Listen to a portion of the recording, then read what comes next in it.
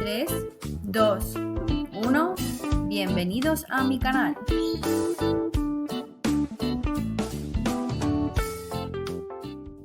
La prisión provisional como medida cautelar personal en el proceso penal, que es regulada en los artículos 502 a 519 de la Ley de Enjuiciamiento Criminal.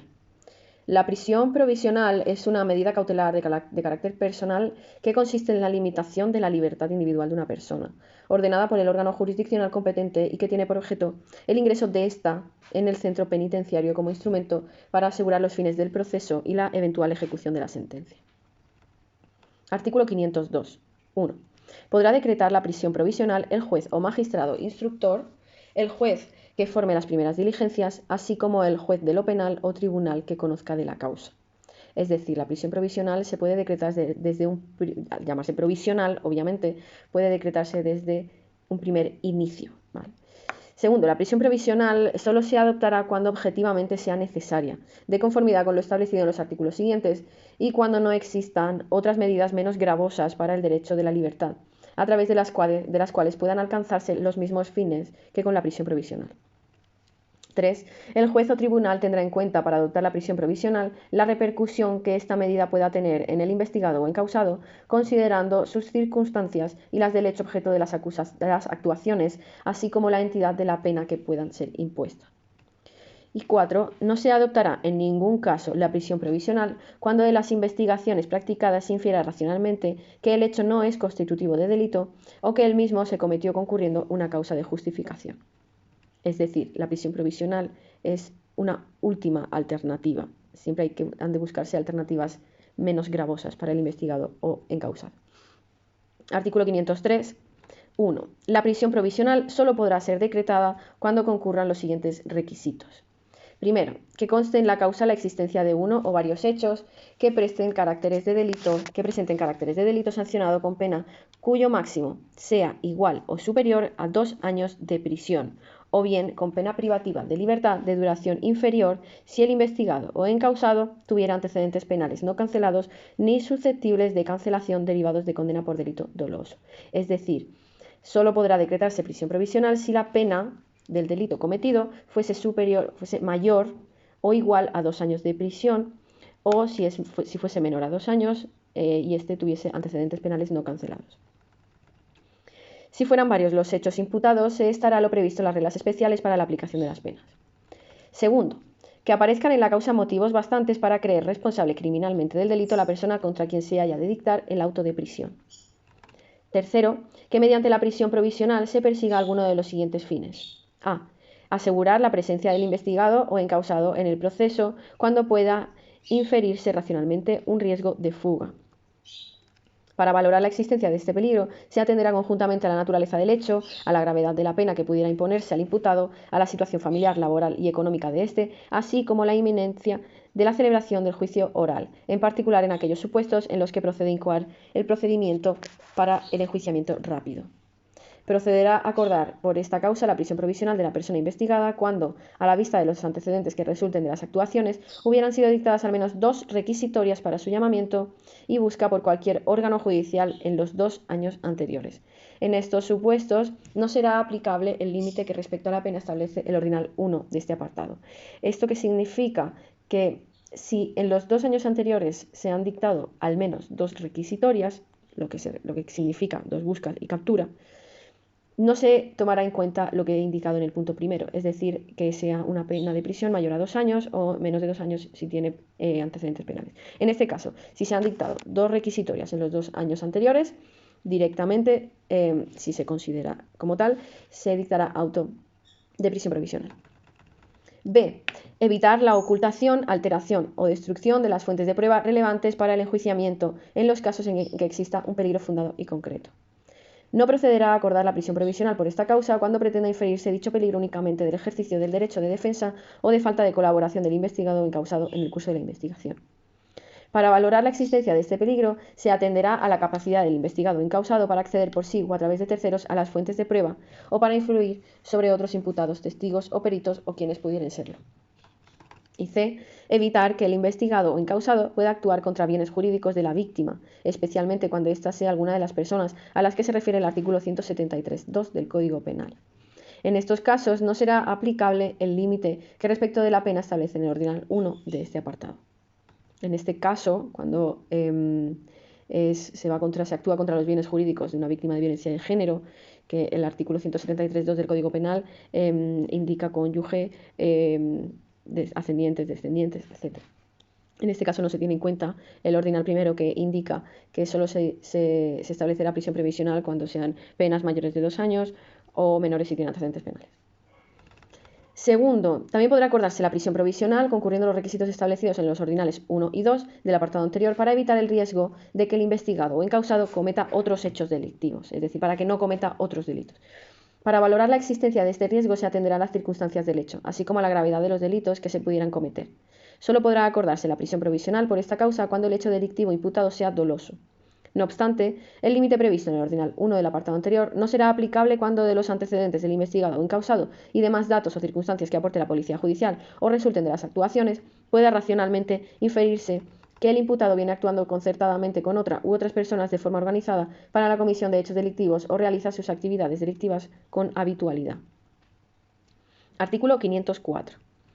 1. La prisión provisional durará el tiempo imprescindible para alcanzar cualquiera de los fines previstos en el artículo anterior y en tanto subsistan los motivos que justificaron su adopción. Cuidado con este artículo de el tiempo de duración de la prisión provisional con el tiempo de duración de una detención. Cuidado con el plazo de 72 horas de una detención, porque en este caso la duración de la prisión provisional es el tiempo imprescindible para alcanzar cualquiera de los fines previstos. Mucho cuidado. 2. Cuando la prisión provisional se hubiera decretado en virtud de lo previsto en el artículo 503.1.3a o artículo 503 primero, tercero C o 503.2, esto significa asegurar la presencia del imputado en el proceso, evitar que el imputado pueda actuar contra bienes jurídicos de la víctima, evitar el riesgo de que el imputado cometa otros hechos delictivos, es decir, los que ya he nombrado. Su duración no podrá exceder de 1 año si el delito tuviera señalada pena privativa de libertad igual o inferior a 3 años, o 2 años si la pena privativa de libertad señalada para el delito fuera superior a 3 años. ¿Vale? Cuando se trate de evitar los puntos que he indicado, la prisión provisional no podrá ser mayor a 1 año cuando el delito señalado sea igual o el delito de la pena de prisión sea igual o inferior a 3 años, o 2 años si fuera superior a 3 años. No obstante, cuando concurrieren circunstancias que hicieren prever que la causa no podrá ser juzgada en aquellos plazos, el juez o tribunal podrá, en los términos previstos en el artículo 505, acordar mediante auto una sola prórroga de hasta 2 años si el delito tuviera señalada pena privativa de libertad superior a 3 años, o de 6 meses si el delito tuviera señalada pena igual o inferior a 3 años.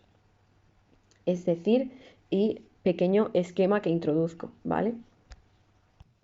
Si la pena privativa de libertad señalada para el delito es igual o inferior a 3 años, la prisión provisional no podrá exceder de 1 año y será prorrogable solo una vez por 6 meses.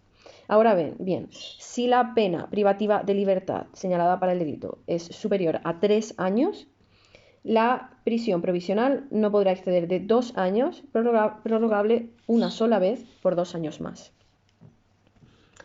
Si fuere condenado el imputado, la prisión provisional podrá prorrogarse hasta el límite de la mitad de la pena efectivamente impuesta en la sentencia cuando ésta hubiera sido recurrida. Es decir, esto ya es una vez se ha dictado sentencia, si el condenado, ya en este caso, se encontraba en prisión provisional, para poder traspasar, para poder ampliar esos plazos que acabo de decir, el condenado recurre precisamente como estrategia procesal para conseguir salir o para no entrar, para evitar entrar en prisión más tiempo, pues en este caso sí se podrá ampliar, se podrá prorrogar la prisión provisional hasta el límite de la mitad de la pena. Es decir, si se le ha impuesto una pena de prisión de 2 años, se podrá prorrogar 1 año más.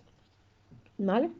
Tercero, cuando la prisión provisional se hubiera acordado en virtud de lo previsto en el 503.1.3b, su duración no podrá exceder de 6 meses. No obstante, cuando se hubiere decretado la prisión incomunicada o el secreto de sumario, si antes del plazo establecido en el párrafo anterior se levantare la incomunicación o el secreto, el juez o tribunal habrá de motivar la subsistencia del presupuesto de la prisión provisional. En este caso, estamos hablando de evitar la ocultación, alteración o destrucción de las fuentes de prueba relevantes para el enjuiciamiento. En este caso, solo se puede imponer prisión provisional por un plazo de 6 meses. ¿Vale? 4. La concesión de la libertad por el transcurso de los plazos máximos para la prisión provisional no impedirá que ésta se acuerde en el caso de que el investigado o encausado sin motivo legítimo dejare de comparecer a cualquier llamamiento del juez o tribunal. Es decir, si se le ha concedido la libertad porque han transcurrido los plazos máximos para la prisión provisional, pero no comparece a los llamamientos del juez, se le puede volver a decretar prisión provisional, precisamente para evitar la requisitoria. ¿Vale? 5. Para el cómputo de los plazos establecidos en este artículo, se tendrá en cuenta el tiempo que el investigado o encausado hubiere estado detenido o sometido a prisión provisional por la misma causa. Se excluirá, sin embargo, de aquel cómputo el tiempo en que la causa sufriere dilaciones no imputables a la Administración de Justicia. 6. Cuando la medida de prisión provisional acordada exceda de las 2/3 partes de su duración máxima, el juez o tribunal que conozca de la causa y el Ministerio Fiscal comunicarán respectivamente esta circunstancia al presidente de la Sala de Gobierno y al fiscal jefe del tribunal correspondiente, con la finalidad de que se adopten las medidas precisas para imprimir a las actuaciones la máxima celeridad. A estos efectos, la tramitación del procedimiento gozará de preferencia respecto de todos los demás. Esta medida se toma cuando se está llevando a cabo el procedimiento con mucha dilación, cuando está tardando mucho el procedimiento, cuando ya llevamos años y años con el procedimiento, se le comunica al presidente de la Sala de Gobierno del tribunal y al fiscal jefe para que se le dé preferencia a ese procedimiento y para que haya la máxima celeridad. Artículo 505. Cuando el detenido fuere puesto a disposición del juez de instrucción o tribunal que deba conocer de la causa, éste, salvo que decretare su libertad provisional sin fianza, convocará a una audiencia en la que el Ministerio Fiscal o las partes acusadoras podrán interesar que se decrete la prisión provisional del investigado o encausado o su libertad provisional con fianza. En los supuestos del procedimiento regulado. En el procedimiento para el enjuiciamiento rápido de determinados delitos, este trámite se sustanciará con arreglo a lo establecido en el artículo 798. Lo que son las diligencias urgentes ante el juzgado de guardia, salvo que la audiencia se hubiere celebrado con anterioridad. 2. La audiencia prevista en el apartado anterior deberá celebrarse en el plazo más breve posible dentro de las 72 horas siguientes a la puesta del detenido a disposición judicial y a ella se citará al investigado o encausado que deberá estar asistido de letrado por el elegido o designado de oficio, al Ministerio Fiscal y a las demás partes personadas. La audiencia habrá de celebrarse también para solicitar y decretar, en su caso, la prisión provisional del investigado o encausado no detenido o su libertad provisional con fianza. En dicha audiencia, si el Ministerio Fiscal o alguna parte acusadora solicitare que se decrete la prisión provisional del investigado o encausado o su libertad provisional con fianza, podrán quienes concurrieren realizar alegaciones y proponer los medios de prueba que puedan practicarse en el acto o dentro de las 72 horas antes indicadas en el apartado anterior. El abogado del investigado o encausado tendrá, en todo caso, acceso a los elementos de las actuaciones que resultaren esenciales para impugnar la privación de libertad del imputado. 4. El juez o tribunal decidirá sobre la procedencia o no de la prisión o de la imposición de la fianza.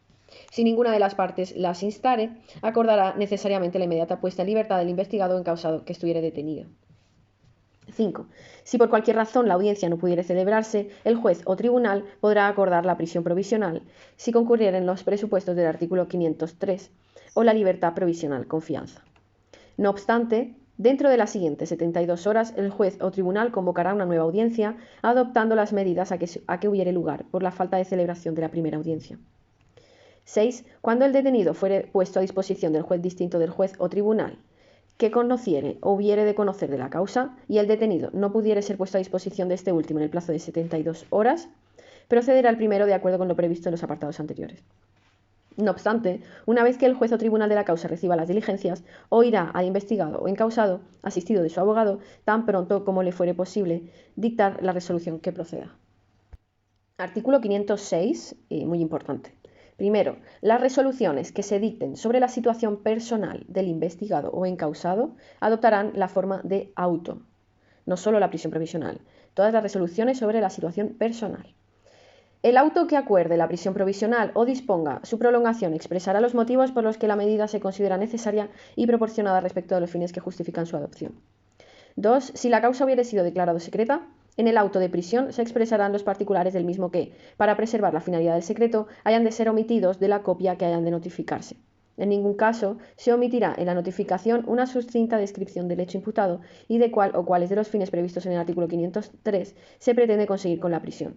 Cuando se alce el secreto de sumario, se notificará de inmediato el auto íntegro al investigado o encausado.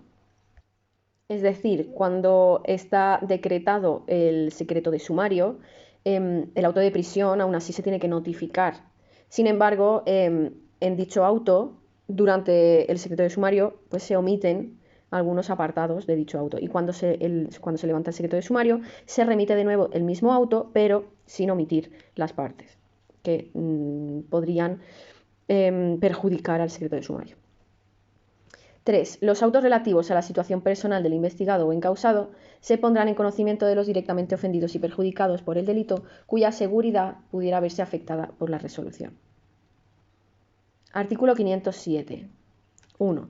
Contra los autos que decreten, prorroguen o denieguen la prisión provisional o acuerden la libertad del investigado o encausado, podrá ejercitarse el recurso de apelación en los términos previstos en el artículo 766. Es decir, cabe recurso de reforma y subsidiario de apelación en un solo efecto, que gozará de tramitación preferente. El recurso contra el auto de prisión deberá resolverse en un plazo máximo de 30 días. 2. Cuando en virtud de lo dispuesto en el apartado 2 del artículo anterior no se hubiera notificado íntegramente el auto de prisión al investigado o encausado, este también podrá recurrir el auto íntegro cuando le sea notificado de conformidad con lo dispuesto en el apartado anterior. Es decir, cuando le notifiquen el auto íntegro sin las omisiones, entonces se puede recurrir. Artículo 508. 1. El juez o tribunal podrá acordar que la medida de prisión provisional del investigado o encausado se verifique en su domicilio, con las medidas de vigilancia que resultaren necesarias cuando por razón de enfermedad el internamiento entrañe grave peligro para su salud. El juez o tribunal podrá autorizar que el imputado salga de su domicilio durante las horas necesarias para el tratamiento de su enfermedad, siempre con la vigilancia precisa. 2. En los casos en los que el investigado o encausado se hallara sometido a tratamiento de desintoxicación o deshabituación a sustancias estupefacientes y el ingreso en prisión pudiera frustrar el resultado de dicho tratamiento, la medida de prisión provisional podrá ser sustituida por el ingreso en un centro oficial o de una organización legalmente reconocida para la continuación del tratamiento, siempre que los hechos objeto del procedimiento sean anteriores a su inicio. En este caso, el investigado o encausado no podrá salir del centro sin la autorización del juez o tribunal que hubiera acordado la medida. Artículo 509. 1. El juez de instrucción o tribunal podrá acordar excepcionalmente, mediante resolución motivada, la detención o prisión incomunicada cuando concurra alguna de las siguientes circunstancias. A. Necesidad urgente de evitar graves consecuencias que puedan poner en peligro la vida, la libertad o la integridad física de una persona. B. Necesidad urgente de una actuación inmediata de los jueces de instrucción para evitar comprometer de modo grave el proceso penal. Estamos hablando de la incomunicación, detención o prisión incomunicada, y se puede acordar de forma excepcional.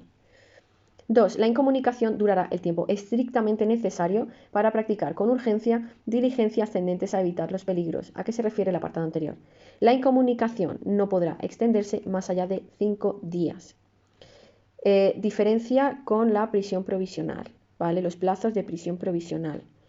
En este caso estamos hablando de prisión incomunicada, ¿vale? Que son 5 días.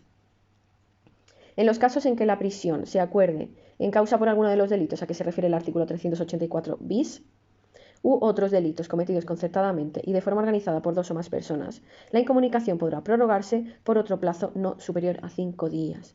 En estos casos, que estamos hablando de delitos cometidos por personas integradas o relacionadas con bandas armadas o individuos terroristas o rebeldes, en este caso podrá prorrogarse por 5 días más, es decir, por 10. O sea, son 5 y 5. 3. El auto en el que sea acordada la incomunicación o, en su caso, su prórroga deberá expresar los motivos por los que haya sido adoptada la medida. Y 4. En ningún caso podrá ser objeto de detención incomunicada los menores de 16 años. Nunca podrán ser puestos en incomunicación los menores de 16. Artículo 510. El incomunicado podrá asistir con las precauciones debidas a las diligencias en que le dé intervención esta ley cuando su presencia no pueda desvirtuar el objeto de la incomunicación. 2. Se permitirá al preso contar con los efectos que él se proporcione siempre y cuando, a juicio del juez o del tribunal, no frustraren los fines de la incomunicación. 3. El preso no podrá realizar ni recibir comunicación alguna. No obstante, el juez o tribunal podrá autorizar comunicaciones que no frustren la finalidad de la prisión incomunicada y adoptar en su caso las medidas oportunas.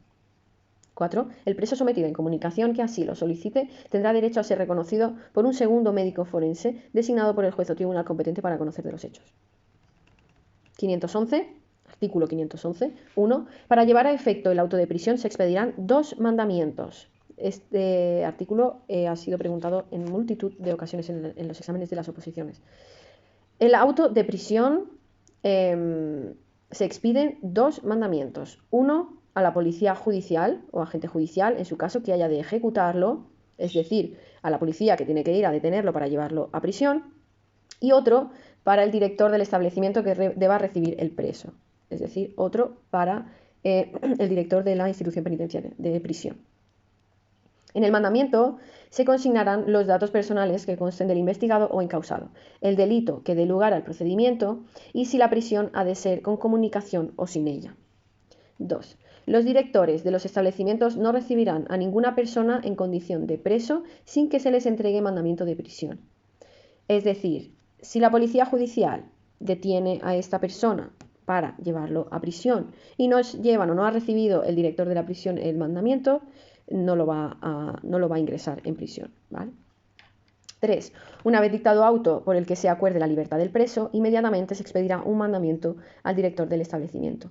En este caso, para la libertad del preso, solo se dicta un mandamiento que es para el director para que lo ponga en libertad, ¿vale? Artículo 512. Si el presunto reo no fuere habido en su domicilio y se ignorase su paradero, el juez acordará que sea buscado por requisitoria, que se enviarán a los jueces de instrucción en cuyo territorio hubiese motivo para sospechar que aquel se halle, expidiéndose por el letrado de la Administración de Justicia los oficios oportunos, y en todo caso se publicarán aquellas en el Boletín Oficial del Estado y el Diario Oficial de la Comunidad Autónoma respectiva, fijándose también copias autorizadas en forma de edicto en la oficina del juzgado o tribunal que conociere de la causa y en la de los jueces de instrucción a quienes se hubiese requerido. Artículo 513. En la requisitoria se expresarán el nombre y apellido, cargo, profesión u oficio, si constaren, del procesado rebelde, y las señas en virtud de las que pueda ser identificado el delito por que se le procesa, el territorio donde se ha de presumir que se encuentre y la cárcel a donde deba ser conducido. Una requisitoria es básicamente cuando no se sabe el paradero de la persona que se debe de detener, pues se expiden dichas requisitorias. Lo que antiguamente era un cartel de se busca, pues hoy en día es una requisitoria para poder encontrar a esta persona. Artículo 514. La requisitoria original y un ejemplar de cada periódico en que se hubiese publicado se unirán a la causa. Se une a las diligencias, se une a los autos la requisitoria original y un ejemplar de cada periódico en que se hubiese publicado la requisitoria. Artículo 515. El juez o tribunal que hubiese acordado la prisión del procesado rebelde y los jueces de instrucción a quienes se enviaren las requisitorias pondrán en conocimiento de las autoridades y agentes de policía judicial de sus respectivos territorios las circunstancias mencionadas en el artículo 513. Artículo 516. En la resolución por la que se acuerde buscar por requisitorias, el juez designará los particulares de la causa que fueren precisos para poder resolver acerca de la situación personal del requisitoriado, una vez sea habido. Testimoniados la resolución judicial y los particulares por el letrado de la Administración de Justicia, se remitirán al juzgado de guardia o se incluirán en el sistema informático que al efecto exista, donde quedarán registrados. Artículo 517. Sin perjuicio de lo dispuesto en el artículo 505.6, presentado el requisitoriado ante un juzgado de guardia, el juez, si fuera necesario para resolver, podrá solicitar el auxilio del órgano judicial que hubiera dictado la requisitoria o, en su defecto, del que se hallare de guardia en este último partido judicial, a fin de que le facilite la documentación e información a que se refiere el artículo anterior. Artículo 518. Los autos en que se decrete o deniegue la prisión o excarcelación serán apelables solo en el efecto devolutivo. Y por último, artículo 519, todas las diligencias de prisión provisional se sustanciarán en pieza separada.